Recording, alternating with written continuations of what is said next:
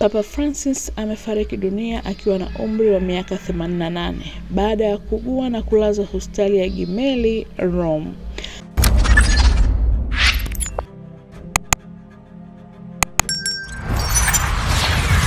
Papa Francis amefariki dunia akiwa na umri wa miaka 88 baada ya kuugua na kulazwa hospitali ya Gemelli, Rome. Papa Francis amefanya shughuli nyingi kwenye jukwaa la kimataifa tangu kuapishwa kwake kuwa papa mwaka 2013 katika kanisa la Mtakatifu Petro. Watu milioni 3 walikusanyika kwenye ufuko wa Copacabana wakati wa ziara yake.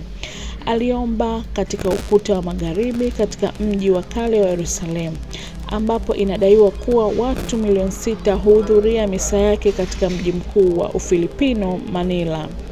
Alikuwa papa wa kwanza kuzungumza katika bunge la Marekani. Alisema, "Ninawashukuru sana kwa mwaliko wenu." Wakati akihutubia kikao cha pamoja cha bunge katika nchi walio huru na makazi ya mashujaa.